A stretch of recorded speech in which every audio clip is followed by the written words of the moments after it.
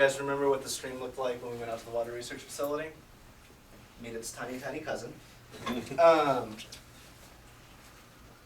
Starting over here, we're 3 inches off the ground.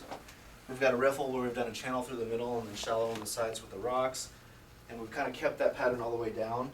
When it rolls down and hits this one, we've got a submerged pump that's keeping the cycle going, right? When you look at this, you can see that we've got a backwater here that's nice and slow, so that's one ecosystem that's pretty well connected to this one. But as we go higher, the streams are getting faster and narrower, so you're going to vary the kind of fish that can actually make it up to those different tiers. So we've really got 2, maybe 3 different artificial ecosystems set up in this one unit, all with one flow. Now the water's filthy, and this is after us cleaning the rocks, so we'll have to drain this thing to get it going again.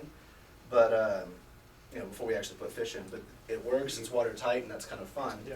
If you look down here, no, we could, but it's probably unnecessary if we do it right. It's just as easy to kind of drain the water. We'll just siphon it off and then put it back together. Yeah, But if you look down here, you'll notice the way the pea gravel is set up, there's a slope. So in the back corner it's at its highest, and towards the sides with the riffle it's at its deepest, and that's intentional. That way when the flow comes down, it hits the back and it kind of gets a little circulation going. And we've kind of got a dead spot down here. So the fish that like the nice deep slow water, they've got a place to be. The fish that like the shallow water near the surface, they've got a place to be. And the water is constantly channeled in a circular pattern rather than just hitting the back and stopping. That's why it's at its highest in that back point, so it creates a backboard and everything can spring off of it and flow around. Right. Most of the construct, like, you know, I did some of the cutting and Lori did all the measuring, and Joe is really responsible for getting in there and making sure this thing doesn't leak. You know, we've got JB water weld in there, we've got marine epoxy in there, we've got waterproof repair tape in there. You pressure tested? Yeah, yeah, I mean, this thing, I mean, it's not quite NASA level, but, I mean, Joe's in there several days running, getting everything set up.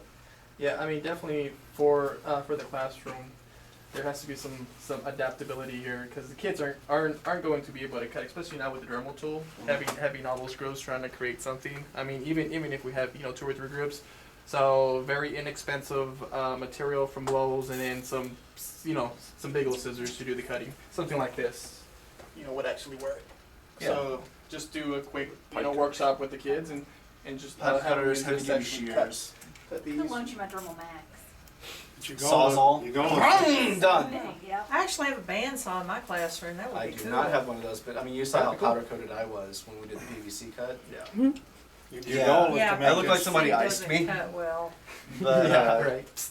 So you It start, worked. the pump, what is the pump is submerged in here, and it's actually buried under the gravel. So it's pulling from the bottom, and the tubing I actually have buried under the gravel here as well. So it's going from the bottom to the bottom so that it's staying at about the same level, and that way we don't get water that's stagnant. If I was pulling it off the top and putting it on the top, then you would have spots that weren't moving at all. But since I'm pulling from the bottom and I'm putting back into the bottom, you'll get backflow pressure and the whole thing will move. So you have, what is the gradient on that one you said? 3 inches, Different. 2 inches. And Yeah, it's 3 inches, 2 inches, 1 inch floor. Two a couple feet, right? Yeah, 2 feet. Mhm. Yeah, 2 feet 2 across. feet drop. So it's only a 6-foot drop, 3 inches. and I guess Yeah. you could build it straight. We just went Yeah. in a square to conserve space. And honestly, when I build this in my classroom, what I'm probably going to do is use larger tubs. And instead of Yeah. having a floor, stack it so it's about the size of a bookshelf And just have it come down. and have it, tier down back and forth. And that way I'm conserving space and I can add more tanks if I want to. Yeah, you're gonna have, you may have pump problems. Either your bottom one's gonna, if your pump and your gravity aren't flowing at the same rate, Yeah, then either your bottom one's gonna fill up or your top one's gonna fill up. So Yeah. you're gonna have to have a Should just kind backup of go plan. laterally this way as I'm opposed going to to put just the coming whole straight thing in a out. gigantic tub that can There you hold all go. of the water if necessary. There you go. There you go. Thought of that. Or if the power goes out or whatever. No. Yeah. You mean to build Thought this of so that. it can break down, is that right? Exactly. Yeah. How are you gonna gasket it? That's a good question. We're I don't not know. there yet. I wonder if that silver tape would work.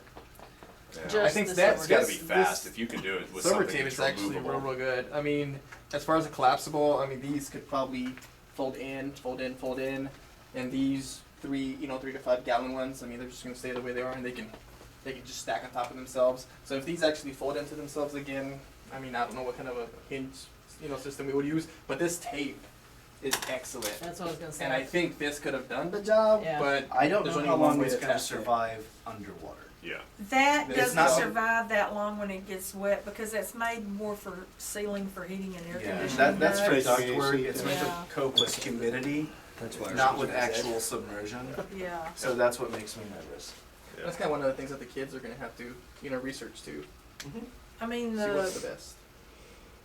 that RTV that you get that's silicon sealant for fish tanks. Yeah, it's Hot probably like glue. what's in the corner there, and you Yeah. just paint it in.